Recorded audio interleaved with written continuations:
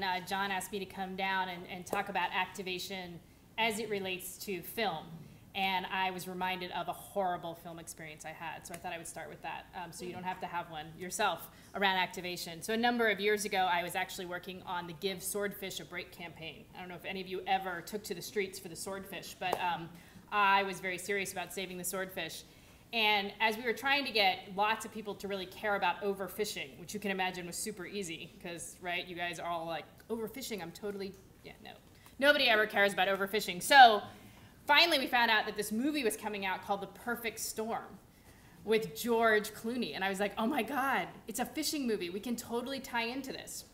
So sure enough, I talked this client, who still is talking to me, just so you know at the end of the story.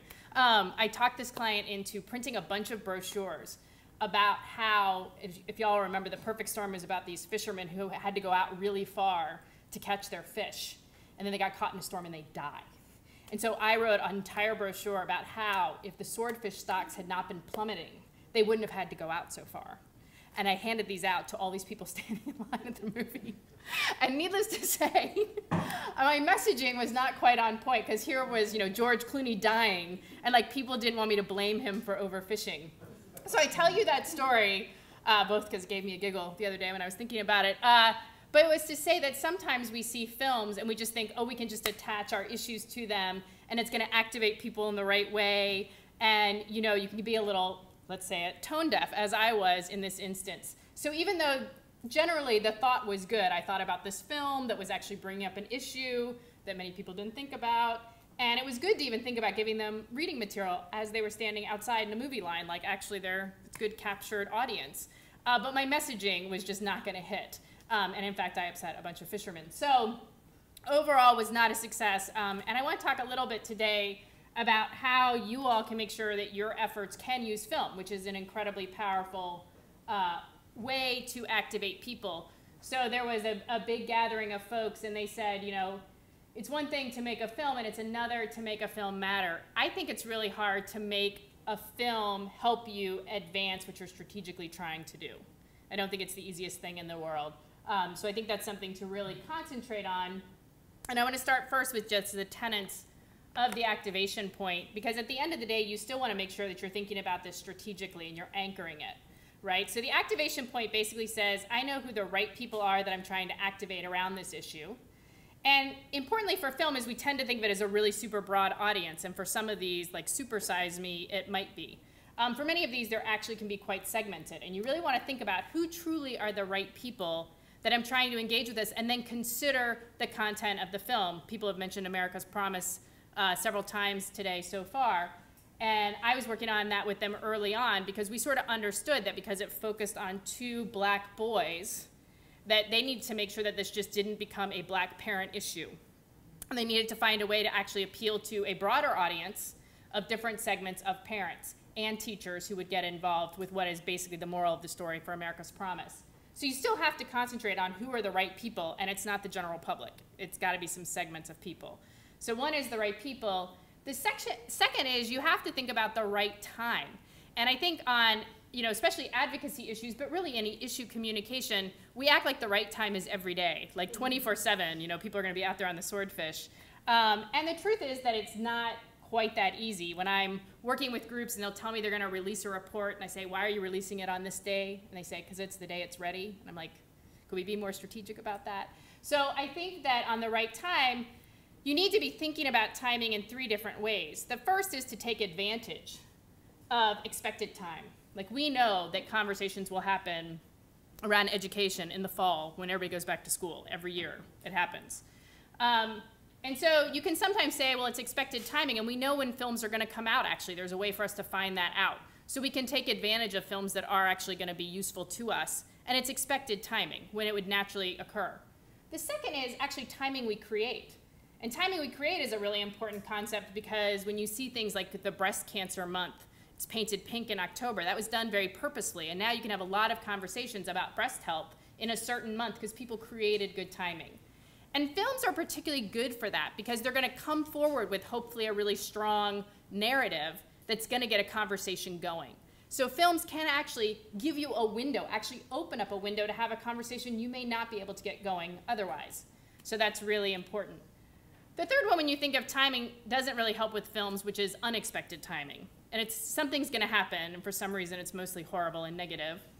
But it will provide you an opportunity to talk about something big. So like when Hurricane Sandy runs through a community, we're able to talk about resilient communities. And if you're able to go when those things happen, that's really good. So the third piece of this, if you can figure out these are the people I'm trying to activate, and I get the timing and I can make it work for them, like I can actually get their attention of their timing. The third is to actually come up with the right action. And this is where films are weakest, because films generally do not have a specific action. They have a moral. And that's great, and it may be incredibly energizing. But if a group is not standing there literally when you walk out of the screening room with an action that's doable, you're probably going to get a lot of awareness and not necessarily activation. Does that make sense to everybody? So think about the activation point. You have to consider all three of these things, and it's possible a film will let you have this magic moment or perfect storm. So I want to talk a little bit about what films are strategically good for from a communication standpoint, because they're particularly great at certain things. So the first is that stories, unlike data, basically make us open to ideas. So Jonathan Gottschall, who wrote The Storytelling Animal, said, "When we are absorbed in a story, we drop our intellectual guard. We are moved emotionally, and this seems to leave us defenseless." Mm-hmm. And what's awesome about that is that if you give people a fact sheet and statistics, it actually goes into a part of their brain that is highly skeptical. They want to know, where did these statistics come from, right? And so they're immediately skeptical. Whereas if you present a story, actually, people very rarely will judge it as false. They assume that that person is telling it the way they think it happened. And so immediately people are more open to that being true. So it's really important to keep this in mind, because for some of you, you may find your issues are actually stuck in this factual rut. And it is actually, the more facts you give people, the more you are actually finding a thing called biased assimilation. So biased assimilation basically says, I would rather identify with my cultural group and tell you your fact is wrong than agree with your facts, even if I'm highly educated. So they went to people who had all these scientific degrees, all these PhDs, and they assumed if you had a PhD in science, you would actually agree with climate science more, because you would know. And what they found was they just argued better about which side of the cultural divide they wanted to be on for that. And that's really important. So actually, if you're sort of stuck in a he said, she said, is this a problem, is it not a problem, and you're having a war of facts, film is actually a breakthrough of that. Film can actually overcome this biased assimilation because it allows you to have a different experience. And so that's really important. The other thing that I would say is, to keep it strategic, it still needs to carry the messages you need. So I worked on the death penalty for a very long time, and when The Thin Blue Line came out, it was really important because it actually showed a story of a person who got completely caught up in the death penalty system, was wrongfully accused, put into jail, was done by prosecutorial misconduct, gave out a lot of messages we need about how mistakes were rampant in the system, and this could happen to anybody. And that was a really key message to get across. So in this case, it's a super strategic way for a group to be able to open up the facts around the death penalty, which is a highly politicized issue, and actually get people to rethink a system and how broken it is that this one guy winds up on death row when he's innocent. So really powerful way to use film in this instance. The second thing that films are particularly strategically good for is that they actually give audiences somebody to root for. So we actually love stories. We were brought up on stories. We were put to bed with stories. Perhaps we should have been put to bed with PowerPoint. It would have been more effective. But we actually learn through stories. And so we like to see that there's a hero, and there's going to be a villain, and there's going to be an inciting incident. And our brain is looking for this. And then we are totally addicted, and we want to hear how it all happens. So when you look at something like Super Size Me or Fast Food Nation, you end up with people understanding what's good and what's bad. And if that's your worldview, then this is a really powerful way to use that, because people love having a story with a hero. And also when that hero has an epiphany. So in Super Size Me, when the hero has an epiphany about how awful fast food really is if you eat it every day for a month and all the things that can happen, you in fact have that epiphany with them. So whereas I could have sent out a communication and said how bad fast food was and how much you should exercise, it might not have been that powerful. But actually following someone's journey and their epiphany about all of this, you really believe it and you're bought into it. The second thing I will say about something like a Fast Food Nation or Super Size Me is the idea that in order to activate people on any issue, one of the most basic things you have to do is make it personal. And you can make things personal 4 different ways. You can actually make it personally relevant. So when somebody in Super Size Me starts talking about fast food, it is personally relevant because all of us have eaten fast food. Some of us regret it, but all of us have eaten it, okay? So it's something that's very personally relevant. The second thing is, if it's not something that's personally in their lives, you can still make a personal connection. And you see this all the time when you see things like friends don't let friends drive drunk. That's actually making a personal connection. Even if you are not a drunk driver, now they're trying to connect you personally to not letting your friends drive drunk, right? That's a really important strategic way to use communications. So in the case of film, the thing is you can personally connect it because now you quote unquote know somebody, right? Even though you don't really know them because you saw them on the screen and you saw them for 30 days eating, you know, fast food in Super Size Me, you actually know them. So you are now personally connected. The third is to give people a personal experience, and many of you have seen this in the community. If you can get people out into an urban garden, they will become huge advocates for urban gardens, like a personal experience. So again, film is a way to do that without having to make people necessarily go out into the community, right? Because we can experience the way something happens. So if you watch Born into Brothels, you may not hopefully have any experience in brothels, but you can actually watch, you know, what that's like and have that personal experience. The last one for activation, you can't do so much through film, but it's a personal reward. And sometimes film can hint at that, like that you'll be a better person if you take a certain worldview. But a personal reward is the fourth way to do it. Film, harder to do that. They were really good at the first 3, all right? The other thing strategically that films can do is they can take really complicated issues and make sense of them and make them memorable. So in the last couple of months, we've been working really hard on Gideon's Army. This is all about indigent defenders. And for the most part, these folks do not get a good play. These are the people who are defending the poor who cannot afford an attorney, so one will be appointed to you. These are the folks. And for the most part, they are portrayed on TV as idiots. If you watch SUV or CSI, these are not the smart people. These are not really great folks. And the people that they're defending are awful too, right? And that's a really simplistic vision of a system that really needs reform. So Gideon's Army is really important because it actually can explain a really complicated justice system that has different rules in all 50 states, if you can imagine. It shifts the hero from the prosecutor, which is what we're really used to the defender. And it really shows some people who are doing heroic work at a community level for some really important people who are quite sympathetic. And it's when you have sympathy on an issue that you can get reform on an issue. Now, it should be noted on this one, too, that these folks really paid attention to going to their base. This was about really getting people who do indigent defense now. We did a lot of screenings in, like, Washington, D.C. with the Attorney General Holder. We are really focused on getting the legal community up on this. And it was a thing about getting the base, which is different than maybe widening the audiences who care about something. So the play here was to really energize the base, and you're able to do it by making this incredibly sympathetic. And so that worked out pretty well.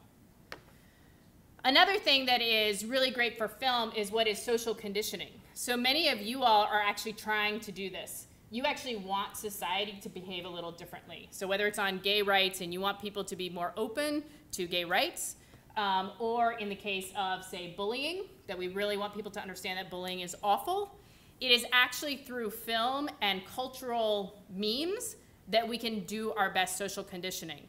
Now, I will say that while we can look at something like a Glee, Glee is one of many things that have happened as far as really getting people focused on bullying.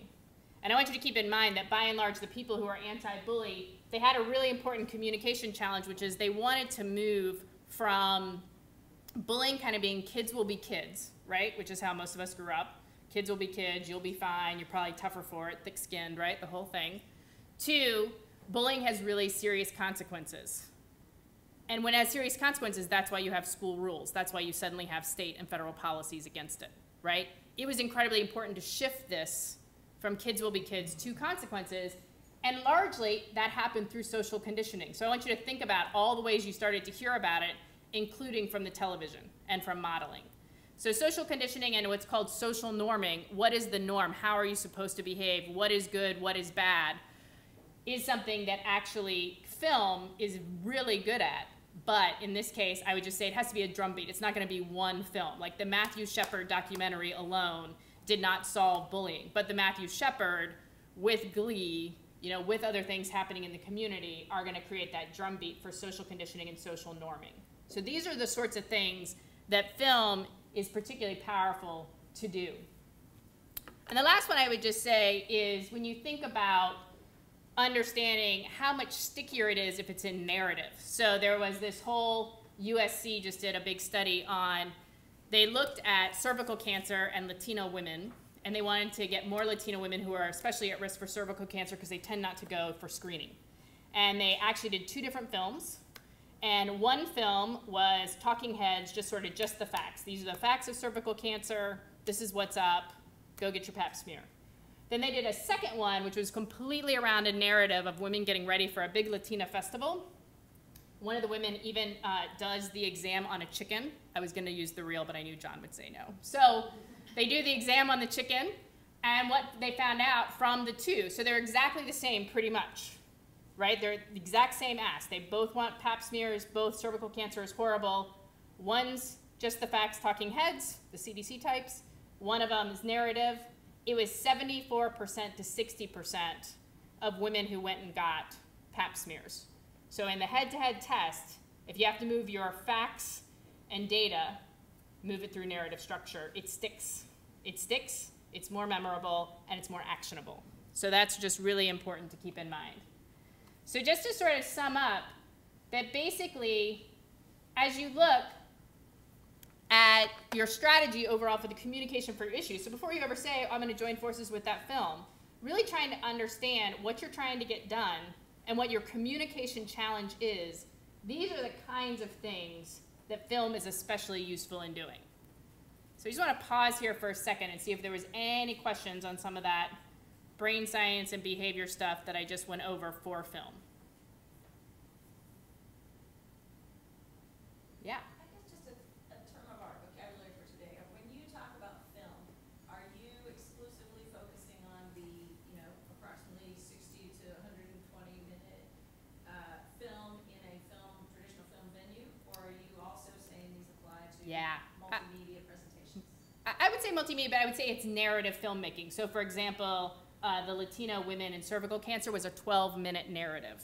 So that's pretty tight, and there's short documentaries and long documentaries. There's obviously fictional films and true films. So I would say any of those that have a narrative structure, no matter how long, are going to be useful if these are the kinds of things you're dealing with, like why your issue is not getting the traction you want. Any other questions on sort of film in this way? All right. So I do, though, think that before you say, yes, I'm going to do a film, you really need to see how is it going to complement your actual communication strategy. So again, you should know I'm trying to reach these audiences. I want to overcome these challenges. I have this purpose. Not in Our Town is a great example of a film that's been going around for a long time. So a number of years ago in Billings, Montana, there was a horrible incident where a Jewish boy had put a menorah up on a window, and somebody had thrown a rock through with an anti-Jewish sentiment into this boy's bedroom and nearly injured him. And what happened was the community actually really rallied, and the newspaper actually printed up menorahs in the newspaper as a full-page ad, and everybody put them in all of their windows in the community. And they said, not in our town. And this became sort of a rallying cry for different communities that are dealing with hate crimes. And Not in Our Town goes in on a regular basis now into all sorts of communities that have any kind of tension around these types of issues, around hate crimes. And they show Not in Our Town, they show different versions of it. And it actually is there to spark a conversation among the community about what's acceptable and unacceptable, and also to give a lot of strength when there might be a dominant minority voice. Now, the thing that you have to realize about this is if what you want to do is to start conversation, Not in Our Town's an awesome model. if what you really want to do is pass policy, not in our town is not necessarily the right model, right? Because what it's really doing is it's encouraging the community and what the community might be doing. It models community action. It does not necessarily do a lot. That's not to say the community couldn't act and move into policy, but it's saying it's starting from so far away that it's not super strategic if that's really what you're interested in doing, all right? So you still really need to keep in mind what the purpose is and whether or not it's going to be useful to you. The other thing I would say, in addition to the length that you just asked about, is I'd like people to keep in mind that a lot of these films that are around, you don't just wait for the new ones. Like, Not Our Town's been around forever. There are great films to show that are just there. If you're trying to do screenings, you don't just have to wait for the new ones. So there's really interesting ones like this all over the place that are ready to go. The other thing you really have to think about strategically is thinking about the film and what emotion it's going to elicit. How many of you saw Hotel Rwanda? Yeah, okay. So when I watched An Inconvenient Truth, for example, I got really depressed.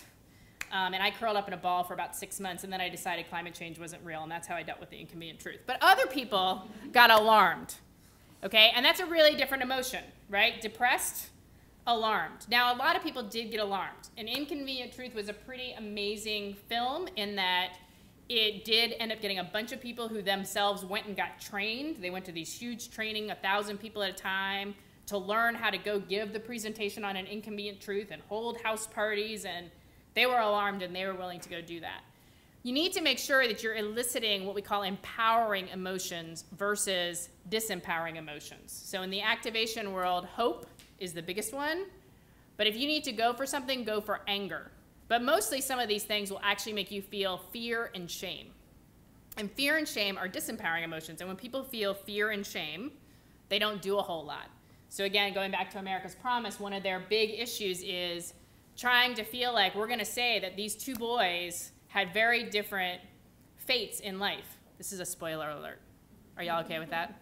So they have different fates in life. And the problem is that people are going to feel blamed, and people have a tough time having a race conversation anyway. So now you're going to be talking about all the things we're doing that kept one of these boys back, and we are going to feel bad about ourselves. Like, we can't help it. It's just going to happen. So you have to sort of think about, as a group working with a film like that, how do you turn that emotion into something that people want to do something about, as opposed to just sort of shut down and feel embarrassed and ashamed? Because what happens when you're ashamed, right? It's like, that's your body language. It's not, oh, I want to go solve that. So really important for you all to realize what kind of emotion you feel like. Like, one thing about Hotel Rwanda is you feel really proud of this guy. Like, you feel proud. It's like Schindler's List. You feel proud at what he did under the circumstances, saved so many people. You hope to God if you were in the same situation that you would act as bravely, right? So you have a lot of pride, actually, in this film.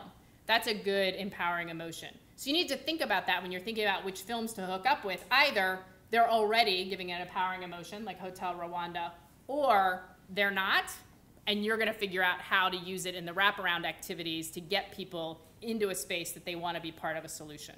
Because otherwise it could just leave you deflated. And then you also need to make sure that people can do something. So I told you an activation point is the right people at the right time taking the right action. And this is really where films fall down. So I was watching a film not too long ago, and it was about a guy who loved trees, and I love trees. And he loved trees so much that he lived in one for a year. Like, I'm totally not living in a tree for a year. Like, I have to shower every day, no matter what. I'm not living in a tree. So when I walked out of there and there was nothing else for me to do other than live in a tree, I just went home. And I didn't do anything else differently. So you really need to think about, as a group, it is a transformative experience. If you have all these things that I'm telling you film could have, people are going to be going out like, oh my God, I totally want to do something. But you need to do it right away. It's not even like they can just go home. It's like they should be texting something up to the screen that then's going to pull something to them, that then's going to send them to a website, you know, and it should be something that they can really do. And as folks working on issues, you need to think about the ladder of engagement, which again is, for many of us, we are not living in a tree for a year. So you have to think about who's the audience in this room and what are actions that are doable for them. Like, I think Super Size Me was awesome, but I also know there are a lot of people who saw that who live in neighborhoods where that is their option. Like, there was not a place for them to go otherwise, And it's not like they can change all the policies of food deserts by themselves. So what exactly were we asking them to do rather than just frustrating them, and really thinking about that? And keeping in mind, too, that depending on who your audience target is, we act as if everybody's just going to get political. And I think we all kind of know that a lot of people aren't political anyway. So, really thinking about different actions that may be less focused on the political system if you don't have an audience full of people who are very empowered in using the political system. Because I think that sometimes that can be sort of an empty way for people to feel like they're making a difference. All right, so before I hit no regrets, let me just ask if there's any questions about that, about thinking about the purpose and the emotion. John. On the last slide, do you have an example of a film connected to a campaign that did give the right action? Two precisely, I understand, is one that was a frustrating, but do you have an example where there was a doable action?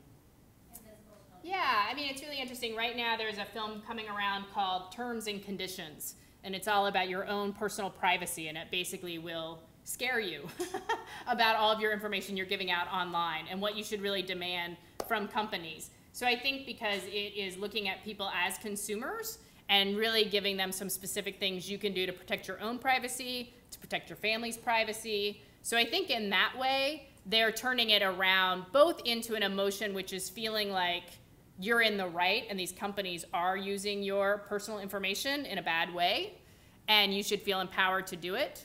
And they're giving them very specific things that they can do. So I think that's probably a good one right now. And then, and it sounds sort of funny, but you need to have some control. So hopefully Sheila will talk a lot about maybe working with filmmakers. But I think that I had a horrible experience where I got a script, an early script for The Life of David Gale. And I don't know if any of you saw it. It was Kevin Spacey, and he was a anti-death penalty guy. And then he gets framed for committing a capital crime. And so the whole race is about that. And I got the script, and I was like, oh my God, this is so perfect. And again, Kevin Spacey, and you would think after George Clooney I would have done something different, but I didn't. I made the same mistake twice. So I was like, oh my God. And I got all these policymakers together, and I got the MPAA, who has a huge auditorium in Washington, D.C., and we did a screening of David Gale. Well, between I got the original script and 9 months later when the film was totally in the can, they changed the ending. And so in the original one, he was innocent and totally framed up, and it carried all my messaging about how people get in the system. And in the later one, they decided it tested better in focus groups, that he was guilty and he got off because he knew so much about it.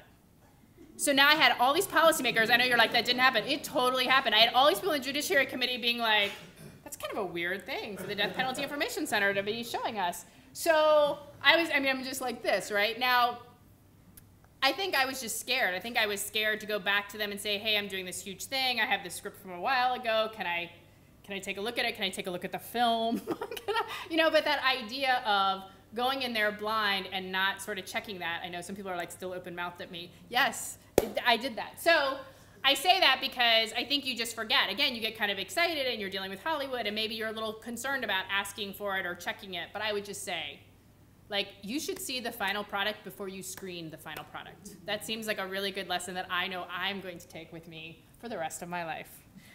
All right. And then I would say, too, that, you really need to know as a group, what are you getting and what are you giving?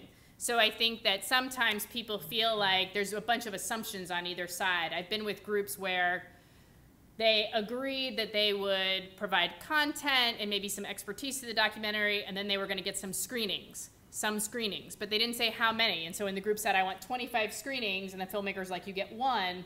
Now everybody's unhappy because they've spent all this time, the filmmaker's only giving them one. Some people don't understand really how you do screenings and where you can do screenings and what the rights are, and it gets really complicated. So I think it's really important to sort of get everything down in writing about this is what it means to be a partner on this film. And also keep in mind when they have multiple partners. So with Gideon, we had a ton of indigent defense groups, and all of them fed into a website where you could come get a lot of information. It's the 50th anniversary of the court ruling that gives everybody an attorney. But because we had lots of different people sending in information, we weren't curating that information. And so suddenly, one group is really mad that this other group has put forward this report that they think is complete crap. And that's a problem, right? Because now they're suddenly looking at us, and we're in a really awkward spot. They want us to pull down this other group's report. So you sort of have to understand, if you're helping with a clearinghouse, like, you're agreeing to all the stuff that's up there, and you're agreeing your stuff's up there and your brand's up there. And so I think just really understanding what you're agreeing to, what you get out of it, it's enough to get out of it for what you're putting into it, is really important to have some ground rules that you can all live with. Yeah? And then last, I would just say, you do need to measure. And if originally you sort of say, well, I'm going to raise awareness, I would tell you to not do it. But if you're like, I really think these screenings are going to engage these audiences that are super priorities for us, and they're actually going to get them to take this action, which we can actually measure, then I'm really interested in it. If you're like, I don't have the time or the money to track if they call their lawmakers or if they go to the PTA and do something, then I would say, don't spend the energy on it. It's low value. If you can't measure the actual impact, and I know Sheila's going to talk a lot more about how to measure impact through these different rings, anytime you work with films and filmmakers, specifically filmmakers, it is going to take a lot of time and energy. So I really think you have to know it's going to activate, and you're going to be able to capture that action back to your group, and it's actually going to advance you. That because you got involved in this film, you actually feel like you made progress on your issue. And if you don't, I'd probably flag that as maybe not a high value activity. All right? Any questions about thinking about this activation point and specifically how films are powerful, but they have downsides? And I'd encourage you, this is, we got a little time, if you want to raise some activation points that are on your organization's list right now that you're working on, that's always good. Dennis, go ahead. Well, I'm just curious, you talked about the challenge with the website for multiple organizations. That's really not unique to film. It's a challenge anytime you have a collaborative effort. How would you solve that problem? I think you really want people to understand, what the web entity is going to be and what the quality control and accountability is going to be on it.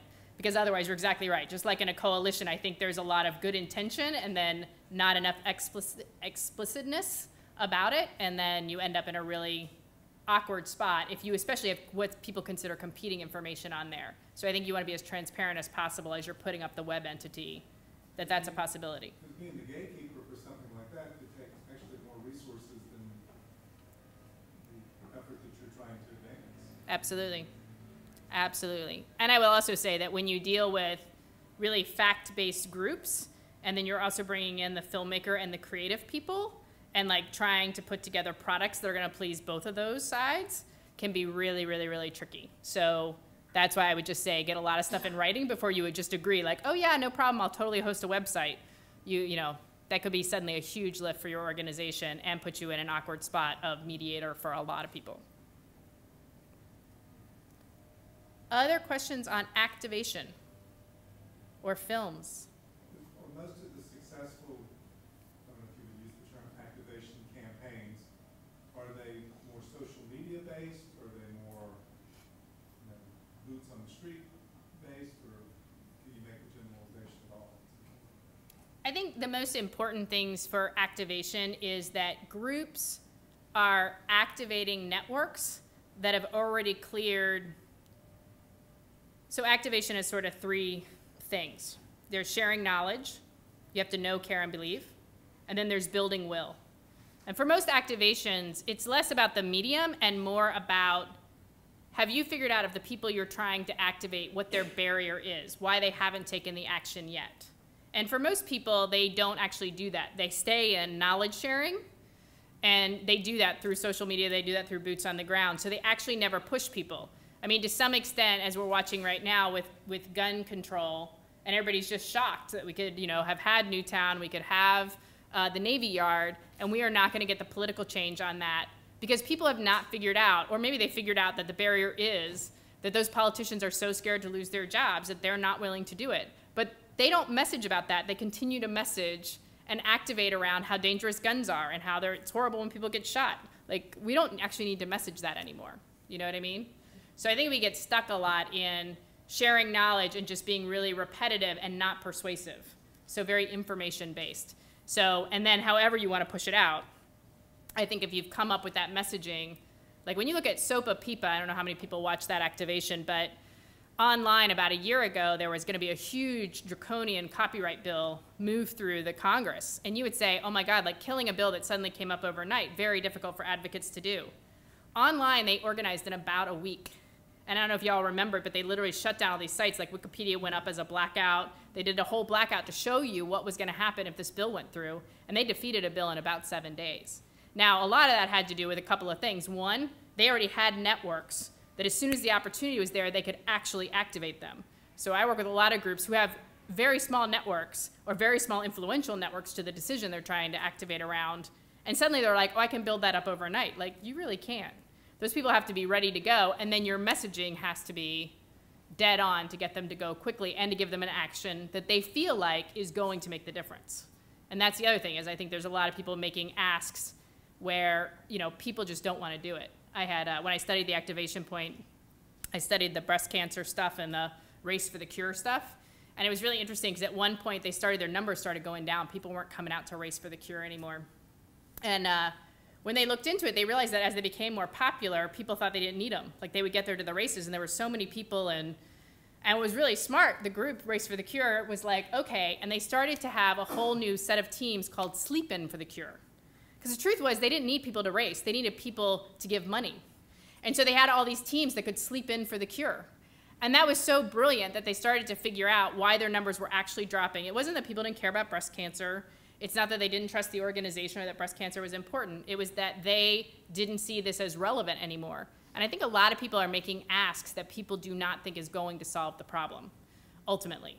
And it's not relevant. Whereas Sleep In for the Cure really leaned into their lifestyle and totally activated people and gave them a new way to be supportive without having to go and spend a lot of time at a race. And for time-constrained people, that was a really important strategic decision.